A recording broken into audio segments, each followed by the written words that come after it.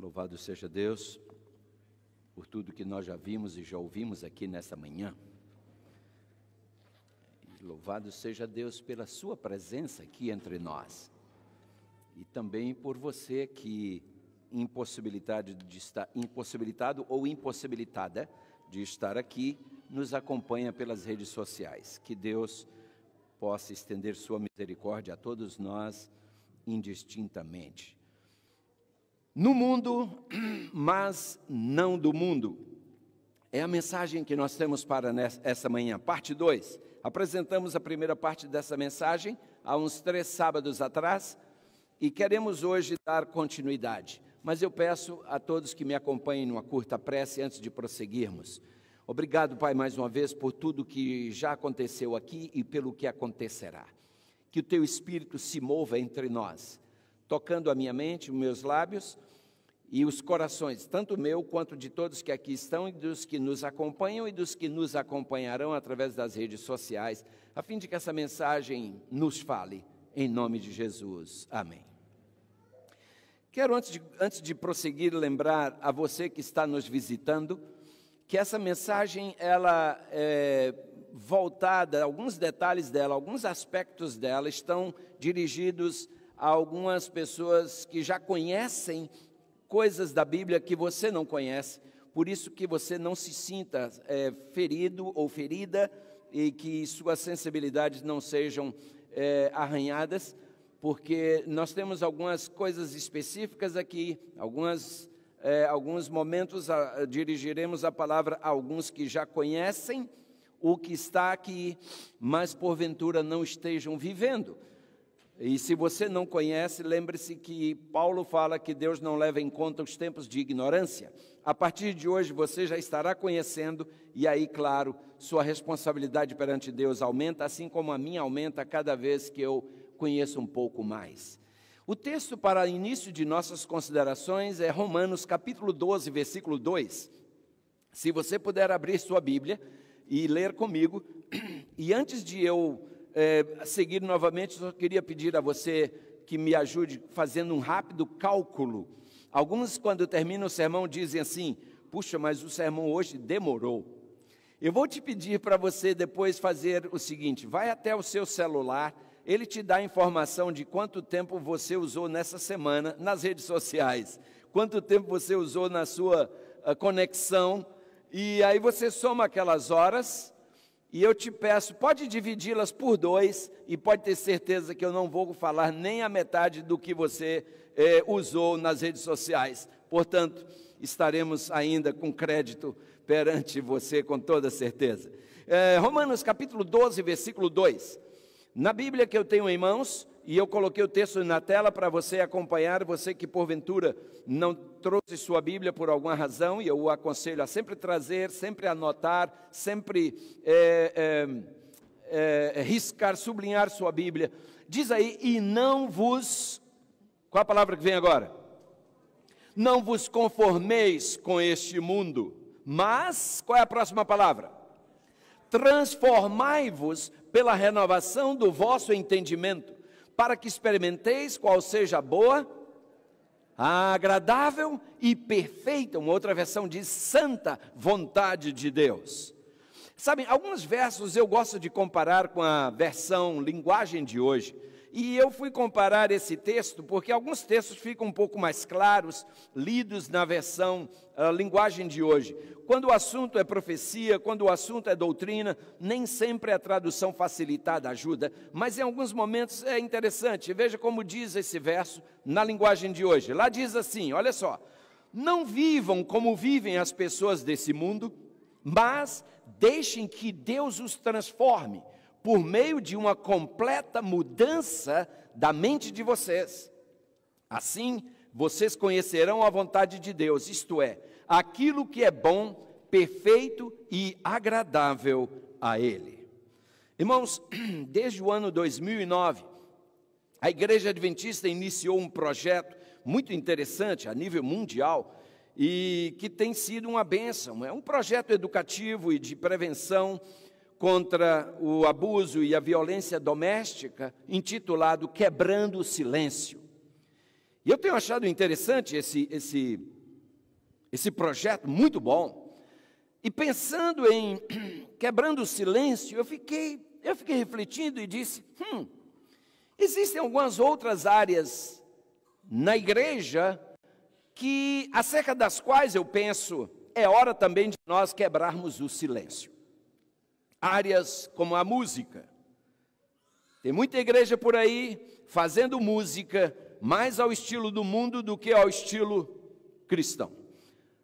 Mais para agradar o homem do que para agradar a Deus. Música mais antropocêntrica do que cristocêntrica, teocêntrica.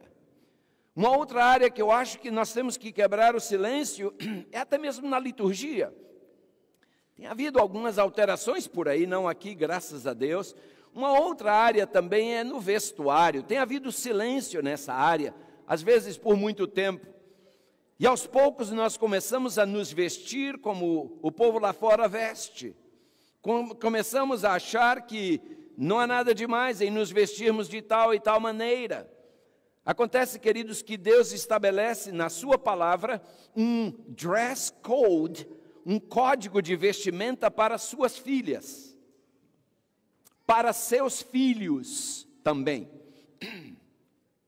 Eu já mencionei aqui antes, se você quiser ver um código de vestimenta rigorosíssimo, visite a prisão de segurança máxima de Plymouth, e você verá.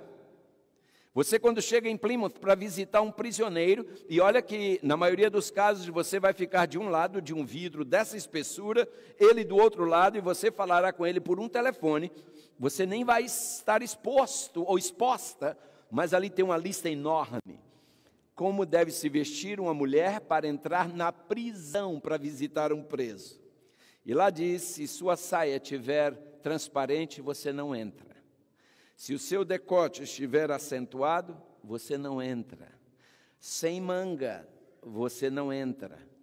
Se o corte do seu vestido lateral, ou atrás, ou na frente, estiver muito grande, você não entra. E assim vai. É bem rigoroso, irmãos. É bem rigoroso para visitar um preso em Plymouth. Mas é uma área acerca do qual acho que nós precisamos quebrar o silêncio. A outra tem a ver com as joias. Graças a Deus, novamente, não é um problema nessa igreja, mas eu tenho ido a igrejas onde eu já vejo aqui e acolá uma irmãzinha com um colarzinho fininho no pescoço, um brinquinho pequenininho na orelha e dizem, não tem nada demais. Será? Você verá hoje, nós veremos na Bíblia o que Deus diz a respeito, o que dizer das pinturas. Pouco a pouco, queridos, nós estamos nos cansando de ser diferentes, estamos começando a nos parecer com as filhas dos homens, porque a Bíblia faz a diferença, a Bíblia menciona as filhas de Deus e as filhas dos homens.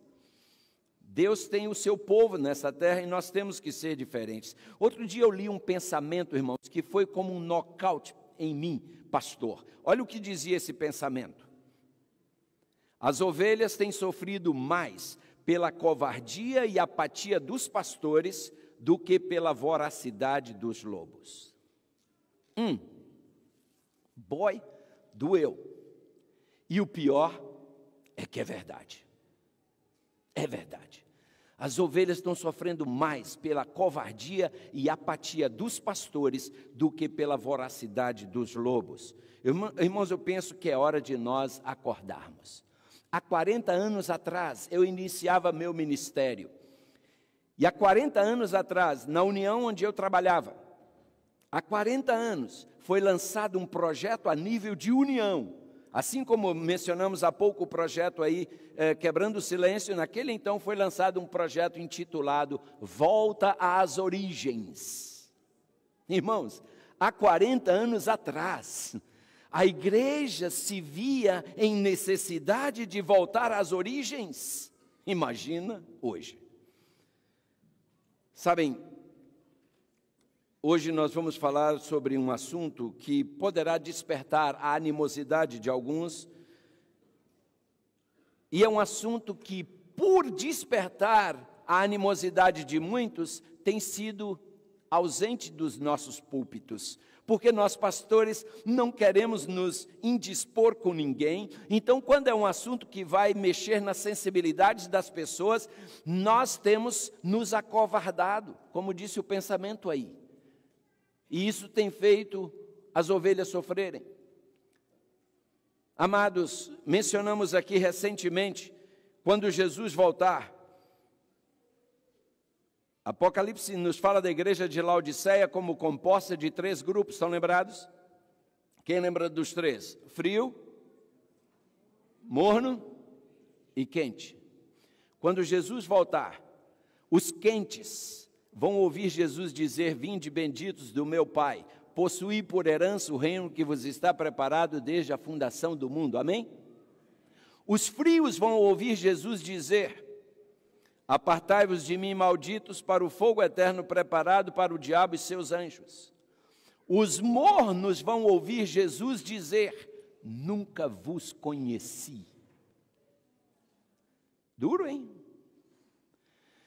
Então, amados, eu penso que é hora de nós apertarmos o cinto. Por esse assunto ser um assunto que, como eu disse, mexe nas sensibilidades e faz com que alguns, ou seja, desperta a animosidade de alguns, a gente prefere não falar nada, fazer de conta que não está vendo nada, porque não ouviu nada, enfim. Mas, amados, esse não pode ser o nosso approach. Numa de suas obras, a obra Fedro, Platão, ele ilustra a alma humana como uma carruagem. Só que essa carruagem tem 2 cavalos puxando-a. Um puxa para a direita, outro puxa para a esquerda. Eu me lembro que eu já mencionei isso aqui no passado. Um cavalo puxa para a direita, outro puxa para a esquerda. E assim diz Platão, é a alma humana. Acontece que, irmãos, que o apóstolo São Paulo apresenta esse quadro de maneira semelhante em Gálatas 5,17, eu até mencionei hoje na nossa classe da escola sabatina. Paulo diz: porque a carne cobiça contra, quem lembra? Contra o espírito, e o espírito contra a carne. E estes opõem-se um ao outro para que não façais o que quereis. Veja os 2 cavalos aí, carne e espírito. Quando você chega em Romanos 7, Paulo descrevendo a sua e também a nossa luta espiritual, Paulo fala ali em Romanos 7, o bem que eu quero fazer, acho que no verso 15 ele diz, eu não faço, o mal que eu não quero fazer, eu faço. Quando ele chega no verso 24, ele diz, miserável homem que eu sou, quem me livrará do corpo desta morte? Sim, amados, aí está a luta. E usando a ilustração da carruagem dada por Platão, essa carruagem sempre irá na direção onde o cavalo é mais forte. A minha pergunta é, qual desses 2 cavalos, natureza espiritual, natureza carnal, é mais forte em sua vida? Na minha vida. A nossa vida, a direção que a nossa carruagem segue, revela isso de maneira bem clara. É impossível sentirmos prazer nas coisas espirituais quando nós alimentamos o tempo inteiro nossa natureza com as coisas da carne. Porque muita gente hoje chega na igreja e quer um louvor mais agitado, com uma bateria, e papapá. Por quê? Porque passa a semana ouvindo rock, alimentando a natureza carnal. Aí quando chega sábado, quer que a gente também ofereça esse lixo. Aqui não oferecemos isso. Se você está à procura disso, vá lá na discoteca, ali na esquina, é lá seu lugar, não é aqui. Lá é o lugar dessa música, aqui não. Porque o diabo, irmãos, não está preocupado muito com a letra da música, não. O diabo, o que interessa a ele mais é o ritmo. Porque ele sabe que quando no ritmo, ele te embala, tira você do seu ponto de equilíbrio, e aí você está vulnerável para qualquer coisa que ele queira meter na sua cabeça. É assim que fazem na música rock. Então, nós cuidamos com o ritmo da música que é tocada aqui, irmãos. Um ritmo batucado tira você do seu ponto de equilíbrio. Por que que as igrejas evangélicas exploram volume alto? Os pastores falam gritando, o volume é muito alto, a música é batucada, o louvor é gritado, a oração é gritada para tirar você do seu ponto de equilíbrio e te tornar vulnerável para fazerem de você o que querem. Aqui não. Paulo nos manda oferecer a Deus um culto racional, não emocional. Às vezes alguns dizem, eu achei tão morto. Morto é cemitério, meu amigo. Aqui é do jeito que Deus pede. Não é do jeito que o diabo gosta. Então nós temos, irmãos, que cuidar. Paulo fala em Efésios 6:12, que não temos que lutar contra a carne e contra o sangue. Nossa luta é contra as potestades do mal, irmãos. Sim, contra os príncipes das trevas desse século, contra as hostes espirituais da maldade nos lugares celestiais. Irmãos, em toda a Bíblia, nós encontramos só duas direções. Ou vamos para a direita, ou vamos para a esquerda. Em toda a Bíblia não tem uma terceira opção. Ou você vai para frente, ou vai para trás, ou vai para cima, ou vai para baixo. Nosso texto inicial também colocou bem claro diante de nós, só temos duas opções. Estão lembrados quais são? Conformar ou transformar. Você só tem essas duas opções, eu só tenho essas duas opções. Então as duas opções estão oferecidas, as duas direções estão sugeridas. Cabe a você e a mim escolher, decidir nessa manhã que rumo eu vou seguir. Vou eu me transformar ou vou me conformar? Depende de você, depende de mim. Eu creio que todos concordamos, queridos, que Jesus está às portas. Quantos creem nisso sinceramente? Posso ver a mão? Amém, irmãos, todo mundo aqui crê nisso, eu também. Mas a minha pergunta é, estamos vivendo como quem crê nisso de verdade?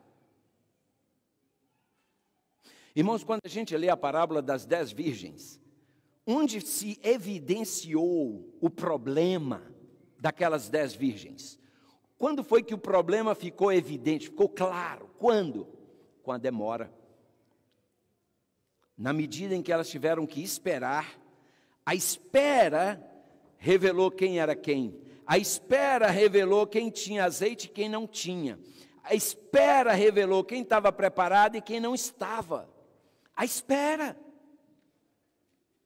Irmãos, nós estamos também num período de espera. Como igreja, nós estamos vivenciando um problema semelhante ao daquelas 10 virgens, porque há 160 anos, como igreja, nós pregamos a iminente, a breve volta de Jesus, há 160 anos, e durante esse período nós temos cantado, breve virá, breve virá. Mas a pergunta é, temos vivido como quem crê nisso? Na medida em que essa promessa não se concretiza, irmãos, eu estou nessa igreja há 64 anos, desde que nasci. E eu observo que na medida em que essa promessa não se concretiza, parece que nossos ânimos estão enfraquecendo. Nossa esperança parece estar se empalidecendo. Na medida em que esperamos, dá a impressão de que o pavio de nossas lâmpadas está se apagando, meus irmãos. Nosso estoque de azeite está acabando. O que é que está acontecendo com essa igreja? No passado, os jovens e adultos dessa igreja, especialmente os desbravadores, se cumprimentavam dizendo, Maranata. E quando um jovem, algum adventista dizia para o outro, Maranata, o outro respondia com o significado da palavra, o Senhor logo vem. Tamanho era o vigor, a crença nessa realidade. Acontece que com o passar do tempo, essa saudação tão sublime se transformou num jargão comum e hoje até já desapareceu. Nós tínhamos até um hino no nosso hinário antigo, era número 146, que dizia, Maranata sempre é do cristão. Estão lembrados? Eu não entendo por que nesse novo hinário esse hino não está. Irmãos, me lembro da frequência e da convicção, do entusiasmo com que os pregadores nos tempos da minha infância pregavam sobre a volta de Jesus. Eu me lembro, irmãos, que nós vivíamos como quem cria nisso. Naquele tempo, a igreja e o mundo eram bem separados, distintamente separados, porque a ênfase nessa mensagem era constante. E eu me lembro, queridos, o tema da volta de Jesus ocupava preeminente importância nas nossas pregações. Hoje, estamos falando de tanta coisa, menos desse assunto. Aquele era um tempo, irmãos, em que nós não nos envergonhávamos de ser quem éramos. Aqueles eram os tempos em que nós não nos intimidávamos de pregar aquilo em que críamos. Não nos acanhávamos de viver o que pregávamos. Irmãos, aqueles foram tempos em que se dizia de um adventista, as pessoas diziam, olha, um adventista pode ser reconhecido de longe. Diziam isso de nós antigamente. A pergunta é, e hoje? E hoje? Eu já preguei em igrejas, irmãos, em que a saída, eu me despedindo do público, eu apertei a mão de uma irmã e disse, foi um prazer tê-la tido conosco, volte mais vezes. Ela disse, não, eu sou membro aqui. Eu falei, o quê? A aparência pessoal dela me confundiu. Eu digo, o negócio está ruim. Irmãos, um adventista no passado era reconhecido de longe. Uma moça adventista, era reconhecida e respeitada. Todo mundo dizia, opa, isso aí é adventista, é outro nível. Um rapaz adventista, uau, era outro nível. Irmãos, o que está acontecendo conosco? Me deixem saber, se vocês sabem, me ajudem. Porque, irmãos, as coisas têm mudado muito. A nível pessoal e coletivo, nós estamos vivendo num estágio que o doutor Amin Rodor coloca assim. Outro dia o doutor Amin Rodor falou algo, mas antes de chegar lá eu quero lembrar, no passado, irmãos, no passado nós fazíamos história. Depois, irmãos, nós passamos a contar história. E olha, se nós não cuidarmos, nós acabaremos virando história. Irmãos, doutor Amin Rodor costuma dizer que o pior estágio na vida de uma pessoa é quando Deus não tem mais nada a dizer a ela. E parece que nós estamos vivendo esse estágio, a nível pessoal e a nível coletivo. Nós estamos vivendo num estágio, irmãos, que eu chamo de um estágio de cinismo espiritual. A gente faz de conta. A gente faz de conta. Quando a gente está aqui dentro, a gente é uma coisa. Quando a gente sai daí fora, a gente camufla. Nós não estamos em tempos de viver fazendo de conta, irmãos. Temos que acabar com o cinismo espiritual. Se não quiserem acabar lá fora, que acabemos aqui dentro, amém? Se aqui dentro você não quiser, que eu acabe na minha vida e que cada um de nós tome essa decisão. Eu e a minha casa serviremos ao Senhor. Porque às vezes eu escuto essa conversa fiada. Pastor, mas está todo mundo fazendo, todo mundo, vírgula. Elias também um dia pensou assim, Deus disse, não, Elias, eu ainda tenho 7.000 que não dobraram seus joelhos a Baal. Deus sempre teve, Deus tem e Deus sempre terá os seus fiéis. Você não está aí para seguir a multidão. Deus te criou com livre-arbítrio, cabe a você usá-lo. Hoje, irmãos, o assim diz o Senhor está sendo substituído, infelizmente, por vozes sem nenhuma significância, sem nenhuma relevância, sem nenhuma importância. Nós estamos seguindo hoje a indivíduos, ao invés de seguirmos ao Senhor. Estamos vivendo na era da comunicação, avolumada, acelerada e massificada. As redes sociais estão aí disputando nossa mente, disputando nossa atenção, visando, irmãos, ditar nossa conduta, desviar-nos o foco, inverter nossas prioridades. Irmãos queridos, lamentavelmente é isso que está acontecendo. E aqueles que não se cuidarem se tornarão marionetes nas mãos dos influenciadores das redes sociais. Tem muita gente virando marionete nas mãos dos influenciadores das redes sociais, comprando o que eles mandam comprar, comendo o que eles mandam comer, fazendo o que eles mandam fazer, usando o que eles mandam usar, aceitando o que eles mandam aceitar, rejeitando o que eles mandam rejeitar, enfim, vivendo como eles mandam viver. Sabe, irmãos, quando alguém não pensa por si mesmo, outro alguém vai fazer isso por ele. Se você e eu não pensarmos por nós mesmos, alguém vai pensar por nós. Se você e eu não decidirmos por nós mesmos, alguém vai decidir por nós. E as redes sociais têm roubado das pessoas, dentre outras coisas, a sua capacidade de pensar e agir por si mesmas. Serem o que elas são. Nós estamos nos tornando, irmãos, como papel carbono, copiando tudo, imitando tudo. Nascemos originais, morremos cópias. Que tristeza! E aí entra, inclusive, a importância da verdadeira educação. Por isso, irmãos, nós temos insistido aqui para colocarmos nossos filhos na escola adventista. Olha o que Ellen White fala da verdadeira educação. Ela diz: cada ser humano criado à imagem de Deus é dotado de certa faculdade própria do Criador. Olha só isso. A individualidade. A faculdade esta de pensar e agir. É obra da verdadeira educação desenvolver essa faculdade, adestrar os jovens para que sejam pensantes e não meros refletores do pensamento de outrem. Olha que coisa extraordinária, irmãos. Esse é o propósito da educação adventista, da verdadeira educação. Em geral, quando nós nos tornamos seguidores de alguém, irmãos, nós temos a tendência de seguir mais as suas fraquezas do que as suas virtudes. Temos a tendência de copiar mais os seus erros do que seus acertos. A nossa mensagem de hoje, como os senhores puderam ver, tem como título: No mundo, mas não do mundo. Alguém acertadamente disse que Jesus colocou a sua igreja no mundo e o diabo não tem feito outra coisa senão tentar colocar o mundo na igreja.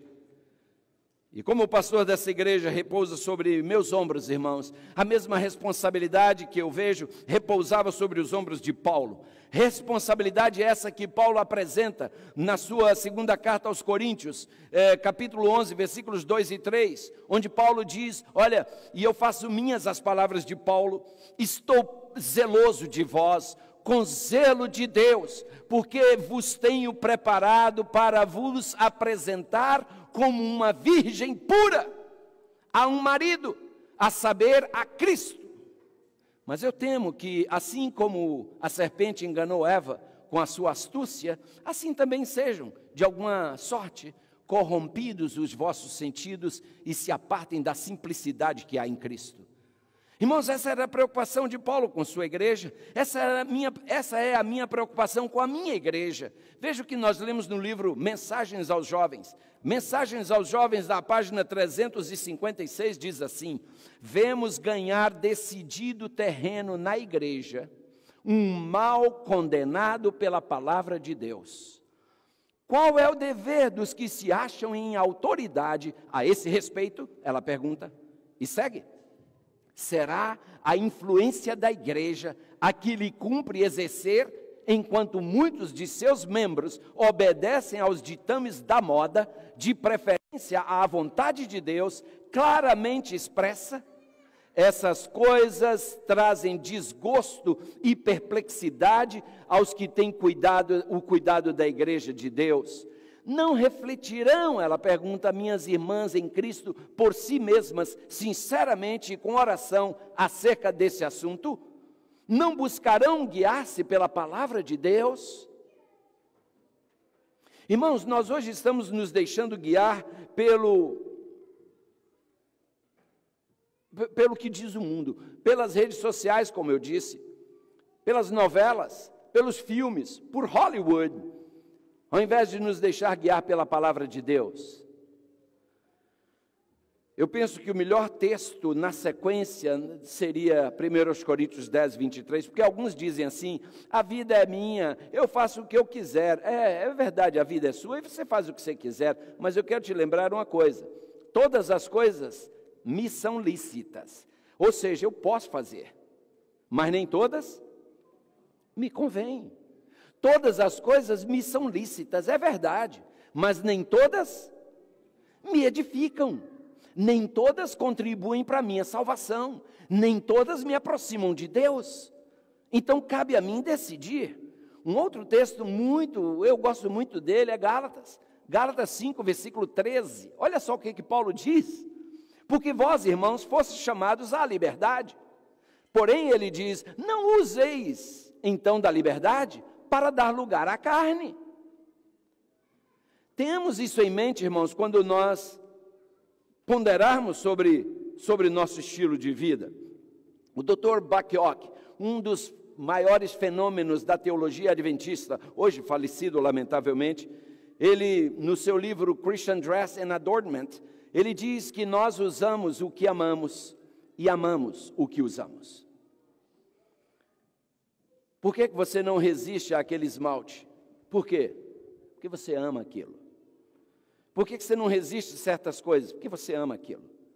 Geralmente é isso aí. A gente usa o que ama e ama o que usa.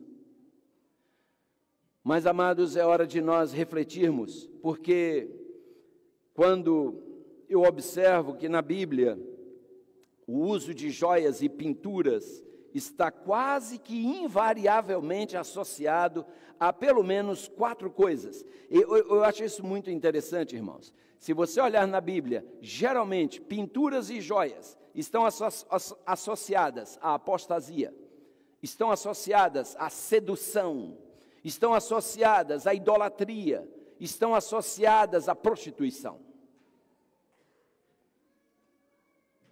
Quando uma mulher passa o batom vermelho nos seus lábios, ela está querendo seduzir alguém. Isso é um símbolo de sedução, e você sabe que é.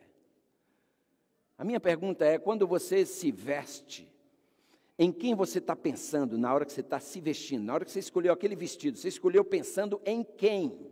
Honestamente. Estava pensando em Deus? Estava pensando no seu maridão? Ou estava pensando em quem? Quando você bota aquela coisa na sua unha, nos seus lábios, você está pensando em quem? Quem é que você quer, no fundo, dar uma fisgadinha, provocar, honestamente? Quando você põe aquela saia curta, porque a criadora da minissaia, eu já disse aqui, a criadora da minissaia disse que o objetivo dela ao criar a minissaia foi sexo. Perguntaram a ela, a revista Newsweek fez uma entrevista, quando uma mulher bota uma saia, uma minissaia, qual é a mensagem que ela está passando? A criadora da minissaia respondeu, I am available for sex. Eu estou disponível para o sexo. Você entende por que uma filha de Deus não usa saia curta? Entende. Mas tá bom, você bota a saia lá embaixo, mas bota aquele negócio colado, uma roupa aí dessas de, parece, malha, e você veste, e aquela roupa mostra cada curva do seu corpo. Eu sei que você se olha no espelho antes de sair de casa e você vê o volume exagerado, e a pergunta continua sendo, em quem você está pensando? Irmãs, e vocês também, amados irmãos, nós homens também, porque os homens hoje estão acostumando a botar umas roupinhas apertadinhas para mostrar o que não tem, e impressionar quem não deve para fazer o que é pecado. Eu não entendo. Por quê, irmãos? Em quem você pensa, em quem eu penso quando eu visto minha roupa? Já vai nos ajudar bastante a ter um critério. Alguns rápidos exemplos do que eu estou falando aí, irmãos. Por exemplo, joias e apostasia. Se você abrir sua Bíblia em Êxodo 33, versículos de 1 a 6, de novo, eu gosto muito de ler esse texto na versão linguagem de hoje, porque a linguagem da Almeida usa a palavra atavios. E está certa a tradução atavios, mas a mesma tradução aplica-se a joias, ou seja, também está certa a palavra joias. Então, a palavra joias, eu acho que ela é mais comum a nós do que atavios. Muita gente lê atavio e diz, não sei nem o que é isso, será que é bom para comer? Entende? Mas atavio quer dizer adereço, enfeite, joia. E por isso eu botei o texto na tela, na linguagem de hoje. Leia com calma aí na sua Bíblia, sublinhe, porque, irmãos, eu poderia ler só esse verso, fechar, e eu diria, a mensagem está dada. Mas a gente vai dar ainda alguns outros exemplos. Veja esse. Deus vinha guiando o povo de Israel até ali. Só que o povo se apostatou. O povo havia abraçado a idolatria e a apostasia. E Deus chega para Moisés e diz: Moisés, é o seguinte, saiam desse lugar, você e o povo que você tirou do Egito, e vão para a terra que eu jurei dar a Abraão, a Isaque, a Jacó e aos seus descendentes. Agora veja, Deus diz, até ali Deus vinha guiando-os. Agora Deus diz: eu mandarei um anjo para guiar você. Vocês irão para uma terra boa e rica, porém, o que é que Deus diz? Eu não irei, porque vocês são um povo teimoso, e eu poderia destruir vocês no caminho. Quando Moisés deu essa mensagem aos israelitas, o que eles fizeram, irmãos? Começaram a chorar, e ninguém usou as suas joias. E o texto segue. Então o Senhor mandou que Moisés dissesse a eles: vocês são um povo teimoso. Segunda vez que Deus chama eles de teimosos. Vocês são um povo teimoso. Se eu fosse junto com vocês, mesmo que fosse apenas por um momento, eu os destruiria completamente. Agora, Deus está falando, irmãos, agora, tirem as suas joias, e eu vou resolver o que vou fazer com vocês. E o texto segue dizendo, assim, depois que os israelitas saíram do Monte Sinai, não usaram mais joias. Disse eu que aqui poderíamos dar um ponto final e encerrar. Eu não sei se você precisa de mais. Qual é a essência do que nós acabamos de ler, irmãos? Joia está dentro, Deus está fora. Deus disse: você quer ficar com as joias? Fique, eu não estou mais com você. Simples, simples assim. Moisés disse: Senhor, peraí, Senhor, não faça isso com a gente não. Se o Senhor não for com a gente não sai daqui. É a tua presença entre nós que nos faz ser o povo que somos. Deus disse: mas com joia eu não vou não, eu estou fora. Moisés: não, Senhor, peraí. E Deus mesmo disse: tira as joias que eu vou ver o que faço. Então, irmãos, eu não sei por que muita gente ainda fica, eu não sei. Não tem, irmãos, não tem esse negócio de, Deus não deixa margem para lusco-fusco, Deus não deixa anuviada a coisa. Com Deus, irmãos, é como no frana crioula, é pão, pão, queijo, queijo. Com Deus é sim, sim, não, não, não tem meias conversas. E o texto fala por si mesmo, irmãos. Vejam agora a pintura ligada com a sedução. Agora nós vamos até 2 Reis, capítulo 9, versículo 30. Aí, irmãos, eu digo aos senhores, no Velho Testamento tem uma mulher chamada Jezabel, que para mim ela é a personificação do mal. Jezabel era o capeta de saia. Eu assim vejo. E é interessante que em 2 Reis, capítulo 9, versículo 30, Jeú chega a Jezreel e Jezabel ficou sabendo disso, diz o texto bíblico.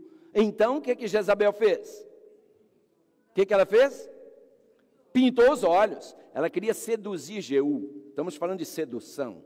Pintou os olhos, penteou os cabelos. Uma outra versão diz, arrumou a cabeça. E pintou os cabelos e ficou numa janela do palácio olhando para a rua.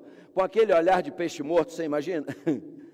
Ela queria seduzir Jeú. Acontece, irmãos, que quando Jeú notou as intenções dela, ele olhou para cima e tinha 2 ou 3 eunucos lá em cima.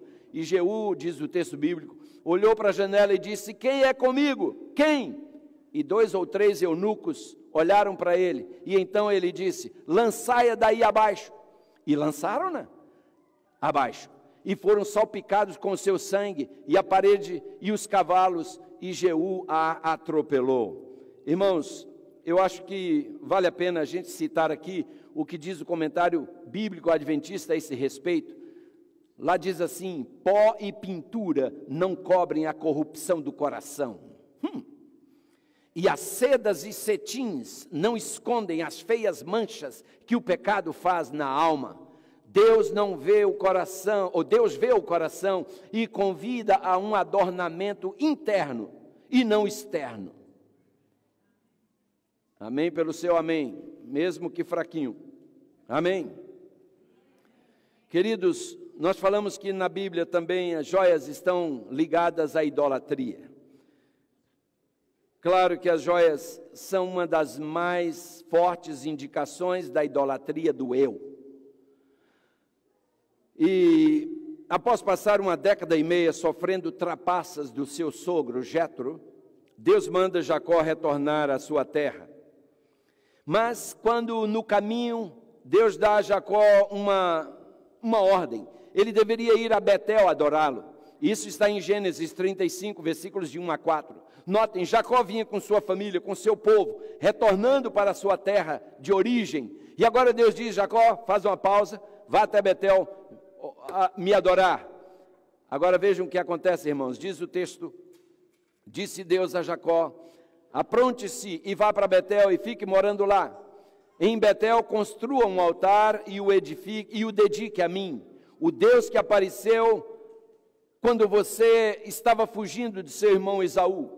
E então diz o texto que Jacó disse à sua família e a todos os que estavam com ele: joguem fora as imagens dos deuses estrangeiros que vocês têm.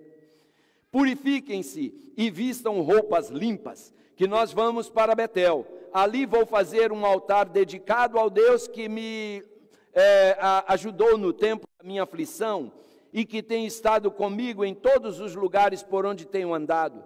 E agora diz o texto que eles entregaram a ele as imagens dos deuses estrangeiros que tinham e os brincos que usavam nas orelhas. E Jacó enterrou tudo debaixo da árvore sagrada que fica perto de Siquém. Irmãos, joias associadas à idolatria. Jacó sabia que ele não poderia oferecer a Deus um culto enquanto seu povo tinha joias em si e escondidas em casa, ídolos em casa. Irmãos, escutem, amados. Alguns de nós estamos com muito lixo guardado em casa. Sim, você sabe do que eu estou falando. Lá em casa tem videogames que nunca deveriam ter entrado lá e estão destruindo seus filhos.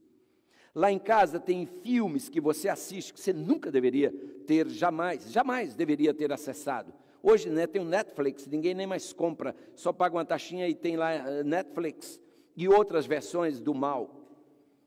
Coisas que aparecem na sua tela que estão destruindo sua vida espiritual, destruindo sua família, com seu aval. Filmes que você assiste, músicas que você ouve. Irmãos, nós temos que ser radicais na nossa maneira de viver. Amém pelo amém que eu ouvi. Nosso problema hoje, irmãos, é que nós somos um bando de covardes. A gente quer ir para o céu de conversa fiada, a gente quer, mas também não quer. A gente quer ir para o céu, mas não quer largar o mundão. O que está acontecendo conosco, irmãos? Por que nós temos medo de ser o que somos? Por quê? Irmãos, chegará o tempo em que nossa vida estará em risco. E aí? Hoje muitos empalidecem quando um chefe ameaça te tirar o sábado e você diz: e agora como é que eu vou viver? E aí condescende, transgride.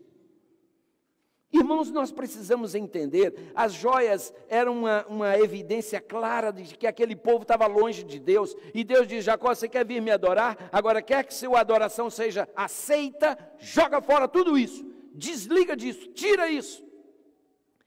E Jacó, irmãos, não botou aquilo num saco e guardou para, vamos guardar, é lembrança, afinal esse brinco quem me deu foi minha bisavó, esse colar quem me deu foi minha tataravó, então eu vou guardar aqui. Tem muitos que têm essa conversa fiada. Eu vou guardar aqui porque quem me deu foi... Guarde para você ver, o primeiro dia que você estiver deprimido espiritualmente, a primeira coisa que você faz, você bota tudo de volta. É como a Bíblia diz, é como o cão que volta ao seu vômito, é como a porca lavada que volta a volver-se na lama. Então, por que guardar lama? Joga fora, enterra, põe um ponto final, sepulta e diz: acabou, morreu para mim. Eu estava esperando, morreu para mim, amém. Porque tem que ser assim, irmãos. O nosso problema é que a gente está botando o capeta no colo e alisando a cabecinha dele, como se ele fosse um bicho de estimação. Não é não, não é não. A gente está alisando o pecado, irmãos, e depois ele nos morde, e a gente... É o quê? Você ficou alisando isso aí, guardando isso aí. Sabe, amados, vamos pegar o negócio com mais seriedade, queridos? Ali fala que o povo trocou de roupa. O Dr. Bacchiocchi, ele inclusive no seu comentário, no livro que eu já mencionei, ele diz, a mudança de roupas aí sugere que eles não apenas puseram roupas limpas, como também apropriadas para um encontro com Deus. Irmãos, aqui eu poderia abrir um outro sermão, tem roupa apropriada para um encontro com Deus. Amém? Porque alguns irmãos por aí, eu vou a algumas igrejas, os rapazinhos estão lá na frente cantando, de calça jeans, rasgada, e todo mundo é jovem, né? É jovem, e porque é jovem pode esculhambar a casa de Deus? Que conversa é essa? Tem roupa apropriada para você ir à igreja, não se vai à igreja com a roupa que se vai ao shopping center. Eu, quando vou ao shopping center, eu boto jeans. Se um dia você me achar no shopping de jeans, não escandaliza não. É minha roupa de ir no shopping center. Eu boto jeans, boto uma t-shirt. Mas aqui não. Aqui eu não posso entrar de jeans e t-shirt. E ainda há quem diga, para Deus o que importa é o coração. Eu sei, amigão, mas acontece que a minha roupa revela muito do que eu tenho no coração. A minha roupa revela o descaso que eu tenho para com Deus. É por isso, irmãos, que alguns dizem, por que são sempre os mesmos que vêm à frente? Irmãos, a gente até está procurando mais gente qualificada, porque para vir aqui tem que ser qualificado. Não é que tem que ser os mesmos, tem que ser os qualificados. Não está qualificado, não vem. De vez em quando alguém diz, por que não deixa eu ir lá na frente? Amigão, olha para você. Eu já te visitei, a gente já conversou, mas você não muda. E quer ir lá na frente? Não vem não. Nós tivemos aqui, sábado passado, irmãos, um incidente aqui, sábado à noite. Tivemos um grupo cantando aqui, e alguém que ia participar, nós dissemos, não vai participar. Na nossa igreja, não. E depois, a pessoa se achou no direito de vir tirar satisfação comigo. Por que eu não posso? Eu falei, você sabe da sua vida? Você sabe. Aqui você não entra ali, não. Mas não entra mesmo. Por onde aí deixar? Aí lá deixa, eu não respondo por lá, eu respondo por aqui. Aqui não. Agora, irmão, você acha que você fica bem na foto? Não fica, não. Mas fazer o quê? Tem que pegar o diabo pelo chifre, às vezes, irmão, pega. Mas nós não podemos condescender, porque eu vou ter que dar contas a Deus. Mas o tempo me obriga a avançar, irmãos, mas o que me satisfaz é saber que, também o Baquioque fala que eles também sabiam que suas joias, tanto quanto seus ídolos, se constituíam numa barreira para serem aceitos perante Deus. E por isso foi que Jacó sepultou tudo ali, irmãos. Bem, vamos falar agora sobre pinturas e adultério, ou prostituição. O profeta Ezequiel, ele apresenta duas meretrizes, uma delas chamada O-Olá e a outra chamada O-Olibá, em seu livro, e que representam Samaria e Jerusalém, respectivamente. E o povo de Deus, irmãos, havia se afastado do Senhor, todos sabemos, estavam mergulhados nos mais diversos tipos de prostituição espiritual possíveis e imagináveis. E em Ezequiel capítulo 23, versículos 37 a 41, Ezequiel coloca nessas palavras, ele diz assim, porque adulteraram, e sangue se acha nas suas mãos, e com os seus ídolos adulteraram. Olha, estou falando de joias, pinturas e prostituição. Olha, duas vezes já ele menciona adultério. E até os seus filhos que de mim geraram, fizeram passar pelo fogo para os consumir, e ainda isso me fizeram. Contaminaram o meu santuário no mesmo dia e profanaram os meus sábados, porquanto, havendo sacrificado os seus filhos a seus ídolos, vinham a meu santuário no mesmo dia para o profanarem. E eis que assim fizeram no meio da minha casa. E mais ainda, mandaram vir homens de longe, aos quais foi enviado um mensageiro, e eis que vieram, por amor deles, fizeste o quê? Te lavaste, que mais? Coloriste os teus olhos, e te ornastes de enfeites, e te assentaste sobre um leito de honra, diante do qual estava uma mesa preparada, e puseste sobre ela o meu incenso e o meu azeite. Irmãos, esse é o quadro descrito por Ezequiel. Ainda em Jeremias, nós lemos no capítulo 4, versículo 30, agora, pois, ó assolada, por que te fazes assim, e te vestes de escarlata, e te adornas com enfeites de ouro, e alargas os olhos com pinturas, se em vão te fazes bela, os amantes te desprezam e procuram tirar-te a vida. Amados, é por isso que Salomão fala em Provérbios, no capítulo 31, versículo 30,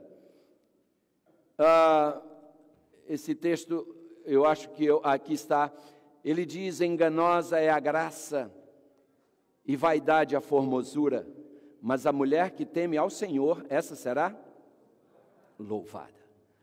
Amados, como diz aqui Paulo em Timóteo, que do mesmo modo as mulheres se ataviem com traje decoroso. Traje decoroso, irmãos, é um traje que não fica mostrando cada curva do corpo para excitar os homens que são muito atraídos visualmente. Traje decoroso, com modéstia e sobriedade, não com tranças ou ouro ou pérolas ou vestidos dispendiosos, mas como convém a mulheres que fazem profissão de servir a Deus com boas obras.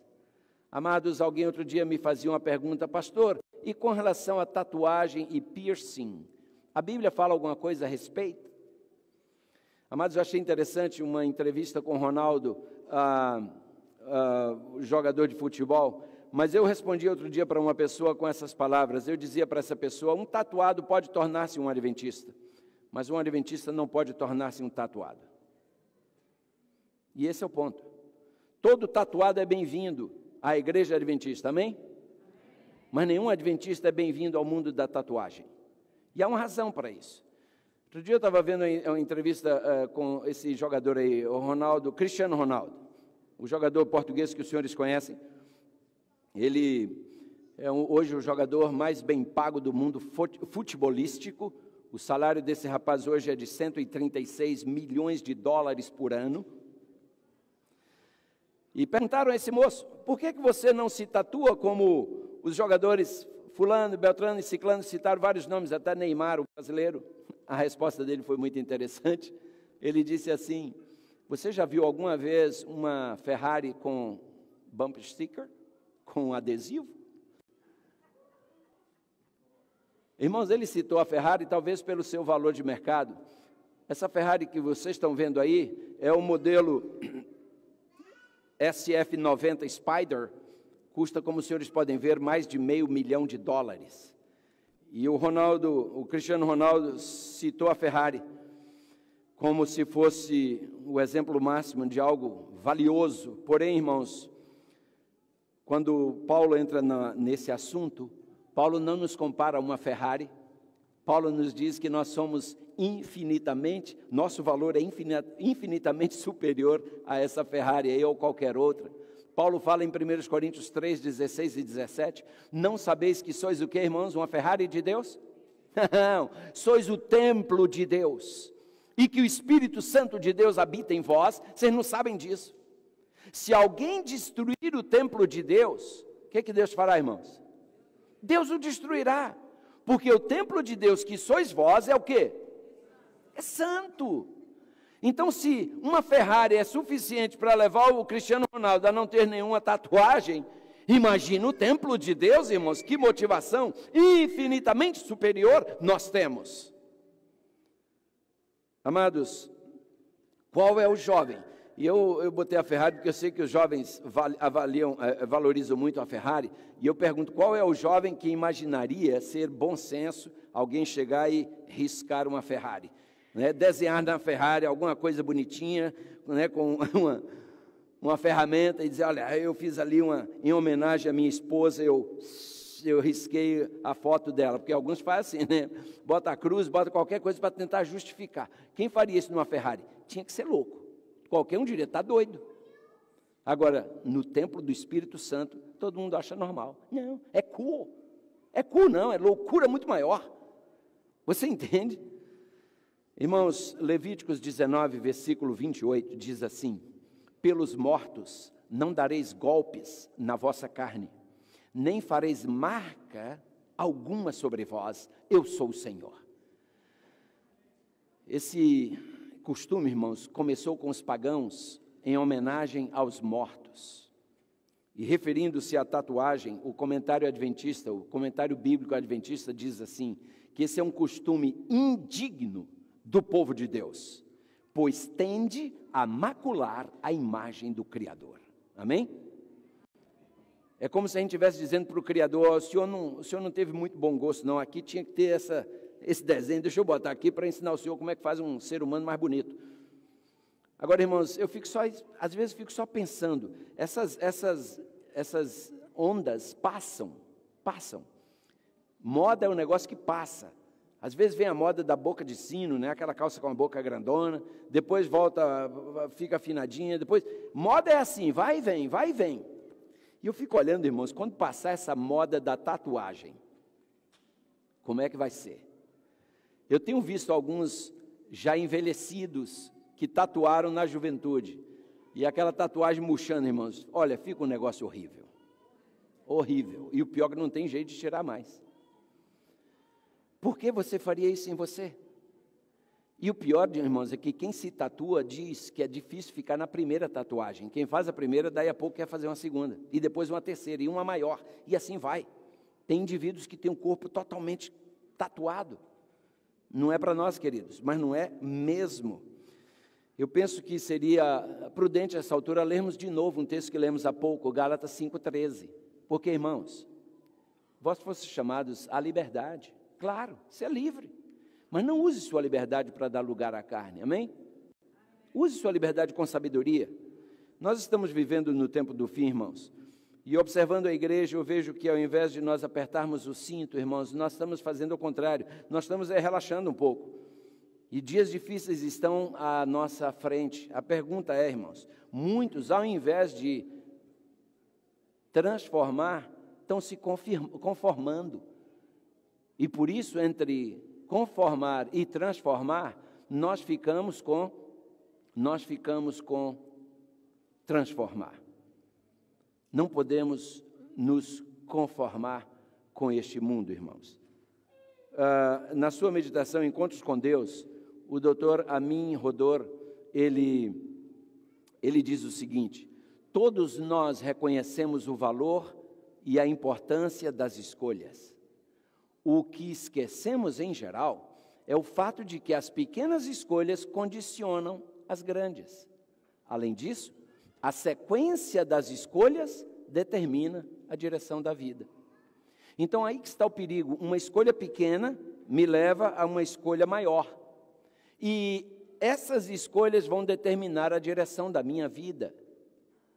Por isso, na página 59 da mesma meditação, ele fala, vivemos na época do comportamento globalizado, é o que falamos agora há pouco, e da conformidade universal. Costuma-se fazer o que todos fazem e pensar como todos pensam. Acontece, irmãos, que Deus nos chama para ser diferentes. O Manual da Igreja, na edição de 2022, a página 158, traz uma citação do livro Testemunhos para a Igreja, e diz assim: trajar-se com simplicidade e abster-se das ostentações de joias e ornamentos de todo tipo está em harmonia com a nossa fé.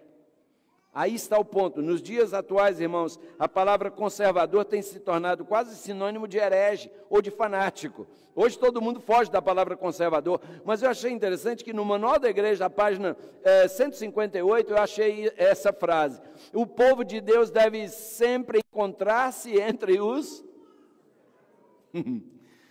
em matéria de vestuário. E não parou aí, irmãos. Um pouquinho mais adiante: consideremos-nos a nós mesmos, faltou um S ali, bem vestidos, unicamente quando tivermos atendido às normas da modéstia no uso do vestuário de bom gosto e conservador. Então, irmãos, eu penso que nós estamos precisando, talvez, dar uma reolhada no nosso guarda-roupas. É possível que você tenha que chegar no seu guarda-roupa e dizer: ok, você sai, você fica, você sai, você sai, você fica, você sai, você fica. Precisa, irmãos, não tenhamos medo de fazer isso. Alguns poderão dizer: mas hoje é tão difícil achar roupa decente nas lojas. Nós temos uma excelente costureira nessa igreja, a irmã Francisca. E há outras costureiras por aí. Procurem uma costureira, manda fazer sob medida. Mas existem lojas, irmãos, se procurar, acha. Existe. Mas se não achar, procure uma boa costureira. Peça para fazer uma roupa decente. E eu concluo ainda, irmãos, eu queria ler só isso aqui.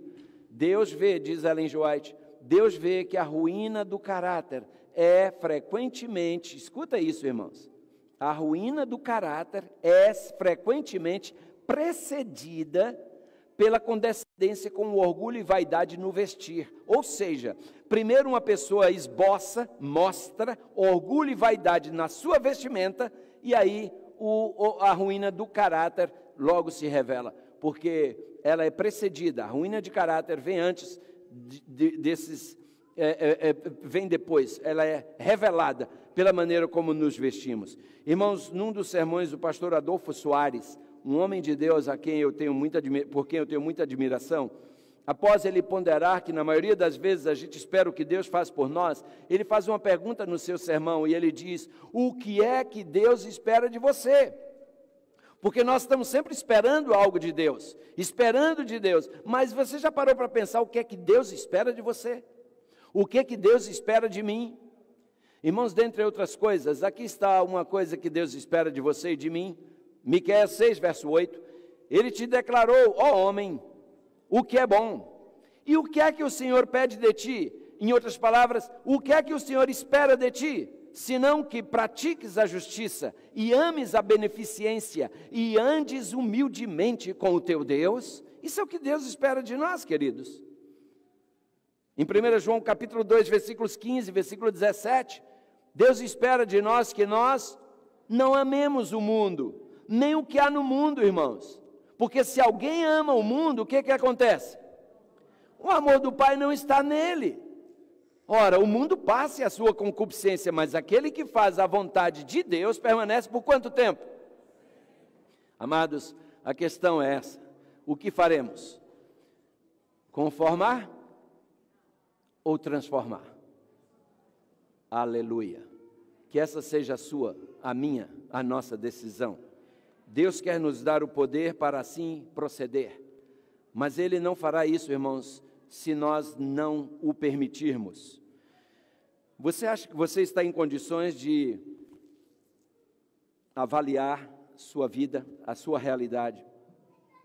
Escute, aquele vidrinho de esmalte que você tem lá na sua casa, aquele rosinha clarinho, porque tudo começa assim, sabe, irmãos?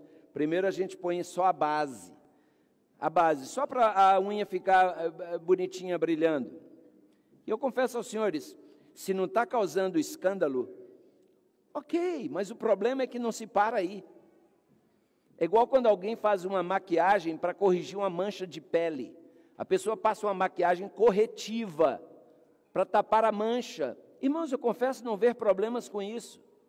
Mas quando a sua maquiagem faz uma mancha, aí já é o problema. Porque quando a maquiagem faz a mancha, aí ela já está chamando a atenção. Aí está o perigo. Agora, é que bota um esmaltezinho colorido, transparente, aí depois vai lá na moça que faz a unha, e a moça diz assim: está todo mundo usando um rosinha, bem discreto. Por que você não usa também? Não, eu não uso porque eu sou adventista. Ah, boba, se for mineira, né? Mineiro fala assim: ah, boba, suas amigas vêm aqui e usam também, por que você não? E você diz: é mesmo, né? Aí põe um rosinha clarinho. Passa alguns dias, ela chega: esse rosinha está sem graça, né? Por que não bota uma corzinha um pouquinho mais? E lá vamos nós. Daqui a pouco está de unha preta. O diabo trabalha assim, irmãos. O diabo sabe como chega lá. Ele sabe. Escute, a pintura das suas unhas determina onde está seu coração. Líquido e certo. E tem gente que pinta a unha do pé. Na mão até que disfarça, mas pinta do pé.